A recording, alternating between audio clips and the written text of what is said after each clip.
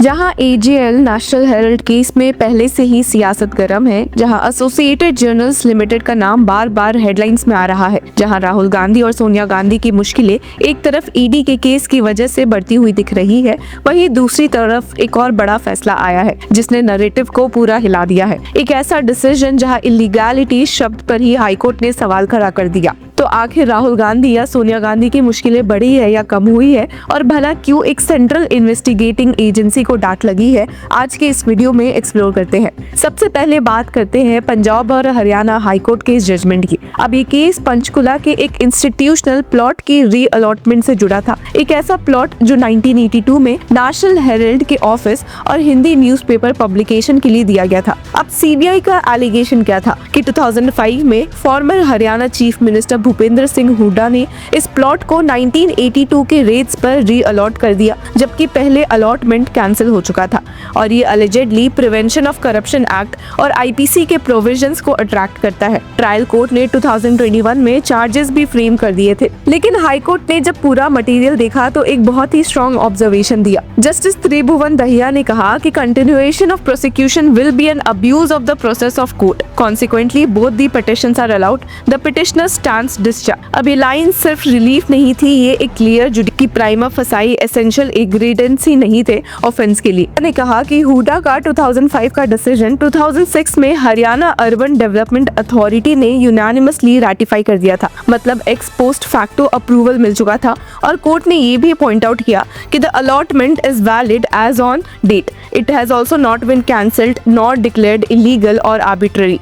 अब यहाँ सबसे इम्पोर्टेंट पॉइंट आता है इलीगैलिटी का। कोर्ट ने कहा कि आज तक किसी कॉम्पिटेंट कोर्ट ने इस अलॉटमेंट को इलीगल डिक्लेयर नहीं किया है। एजेएल ने री अलॉटमेंट प्राइस और एक्सटेंशन फी पे की, कंस्ट्रक्शन की, 2014 में ऑक्यूपेशन सर्टिफिकेट भी मिला। गवर्नमेंट ऑडिटर्स ने फाइनेंशियल लॉस का ऑब्जेक्शन भी ड्रॉप कर दिया। तो फिर लॉस कहाँ है, क्रिमिनल इंटेंट कहाँ है? कोर्ट ने ये भी कहा कि it is unfathomable as to how the investigating agency can consider the reallotment of plot unlawful on its own and proceed to register a criminal case on the basis. This is absolutely illegal and far from any procedure known to law. अब ये एक बहुत ही sharp comment है investigating agency पर। Court basically कह रही है कि बिना किसी जुडिशियल डिक्लेरेशन के, बिना किसी कॉम्पिटेंट अथॉरिटी के इलीगल डिक्लेयर किए सीबीआई खुद कैसे बोल सकती है कि ये अनलॉफुल है? और कॉन्स्पिरेसी क्या है? कोर्ट ने कहा कि कोई मटेरियल ही नहीं है जो ये शो करे कि एजेएल और हुड्डा ने मिलकर हरियाणा अर्बन डेवलपमेंट अथॉरिटी को चीट करने का प्लान बनाया। एजेएल ने सिर्फ रिस्टोरेशन रिक्वेस्ट की थी, कोई एविडेंस नहीं है कि पर्टिकुलर प्राइस पर इंसिस्ट किया गया हो। It is therefore rather strange to accuse the AJL of harbouring any intention to cause loss. और सबसे बड़ा फैक्टर, इलीगल ग्रेटिफिकेशन का कोई एलिगेशन नहीं था। हुड्डा पर यह भी चार्ज नहीं था कि उन्होंने खुद के लिए या किसी और के लिए अनड्यू पेक्यूनरी एडवांटेज लिया हो। कोर्ट ने यह भी ऑब्जर्व किया कि सीबीआई ने सिर्फ हुड्डा को चार्जशीट किया, जबकि बाकी मेंबर्स ने भी डिसीजन रैटिफाई किया था। इस पर कोर्ट ने डाउट रेज किया और कहा कि इन्वेस्टिगेशन की बोनाफाइड्स पर सवाल उठाता है। तो इस जजमेंट का पॉलिटिकल और लीगल इम्पैक्ट क्या है? सबसे पहले एजेएल को डायरेक्ट रिलीफ मिला है, क्रिमिनल चार्जेस हट गए। इसका मतलब ये नहीं कि पूरा नेशनल हेराल्ड कंट्रोवर्सी खत्म हो गया हो, लेकिन इस पर्टिकुलर करप्शन केस में हाई कोर्ट ने क्लियर कर दिया कि प्राइमा फसाई ऑफेंस बनता ही नहीं है।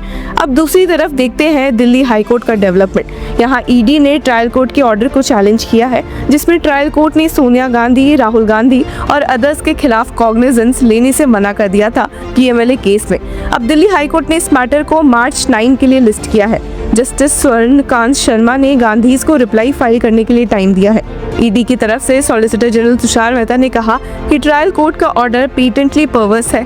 उन्होंने इसे नीट क्वेश्चन ऑफ लॉ बताया, मतलब ये लॉ का इशू है, फैक्ट्स का नहीं। ट्रायल कोर्ट ने दिसंबर 16, 2025 के ऑर्डर में कहा था कि पीएमएलए प्रोसिक्यूशन कंप्लेंट मेंटेनेबल नहीं है अगर शेड्यूल्ड ऑफेंस के लिए एफआईआर ही रजिस्टर नहीं हुआ। यहाँ शेड्यूल्ड ऑफेंस एक प्राइवेट कंप्लेंट से ओरिजिनेट हुआ था जो बीजेपी लीडर सुब्रमण्यम स्वामी ने फाइल की थी। अब ट्रायल कोर्ट ने कहा था कि cognizance of the agencies complaint complaint in the case was impermissible in law as it was not founded on an FIR। ये टेक्निकल लेकिन पावरफुल रीजनिंग थी। मतलब अगर पुलिस FIR ही नहीं करेगी तो ईडी का PMLA केस कैसे चलेगा। अब ईडी का आर्ग्यूमेंट क्या है कि प्राइवेट कंप्लेंट पर कॉम्पिटेंट कोर्ट ने कॉग्निजेंस ले लिया था, जो FIR से भी हायर फुटिंग पर होता है। ईडी का कहना है कि the sole ground given for declining cognizance is that a prosecution complaint under PMLA cannot be based on a scheduled offense emanating from a private complaint। और ईडी का ये भी क्लेम है कि ट्रायल कोर्ट ने नैरो स्कोप ऑफ कॉग्निजेंस को ignore किया। अब यहाँ से पिक्चर थोड़ी कॉम्प्लेक्स हो जाती है। एक तरफ पंजाब एंड हरियाणा हाईकोर्ट ने AGL को करप्शन केस में रिलीफ दे दिया, इलीगैलिटी को रिजेक्ट कर दिया। दूसरी तरफ दिल्ली हाईकोर्ट में ईडी अग्रेसिवली परस्यू कर रहा है मनी लॉन्ड्रिंग एंगल को। तो क्या राहुल गांधी और सोनिया गांधी की मुश्किलें बढ़ी है? शॉर्ट आंसर है मिक्स्ड सिचुएशन है। पंचकुला प्लॉट केस में एक बड़ा क्रिमिनल क्लाउड हटा है। कोर्ट ने क्लियरली बोला कि प्रोसिक्यूशन अब्यूज ऑफ प्रोसेस है। इससे पॉलिटिकल नैरेटिव में कांग्रेस को एक रिलीफ मिला है। वो कह सकते हैं कि एजेंसीज ओवररीच कर रही थी, लेकिन National Herald money laundering case अभी भी जिंदा है। दिल्ली हाईकोर्ट में ईडी का चैलेंज पेंडिंग है। अगर हाईकोर्ट ट्रायल कोर्ट के ऑर्डर को सेट असाइड करता है तो PMLA प्रोसिक्यूशन रिवाइव हो सकता है, और अगर ट्रायल कोर्ट का रीजनिंग अपहोल्ड होता है तो ईडी को सेटबैक मिलेगा। एक और इम्पॉर्टेंट एलिगेशन ईडी का ये है कि यंग इंडियन ने 76% शेयर्स होल्ड करके AGL की properties worth around ₹2000 crore fraudulently acquire की। ये एलिगेशन पॉलिटिकली एक्सप्लोसिव है, लेकिन लीगली अभी तक फाइनल जुडिशियल डिटर्मिनेशन नहीं हुआ। और यहाँ एक इंटरेस्टिंग कॉन्ट्रास्ट है।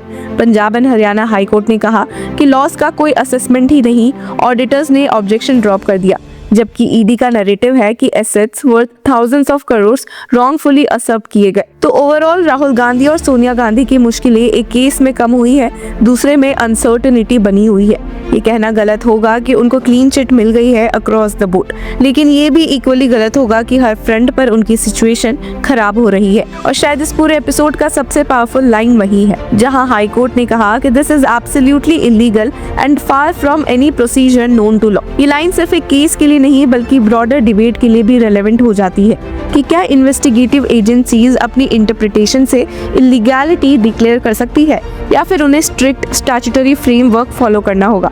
अब सबकी नज़र मार्च 9 पर होगी, जब दिल्ली हाईकोर्ट में नेक्स्ट हियरिंग होगी। वहां से क्लियर होगा कि नेशनल हेरल्ड सागा का नेक्स्ट चैप्टर किस डायरेक्शन में जाएगा। तो व्यूअर्स, इस पूरे मुद्दे पर आपकी क्या राय है? Do let us know in the comment section. Until then keep following Law चक्र।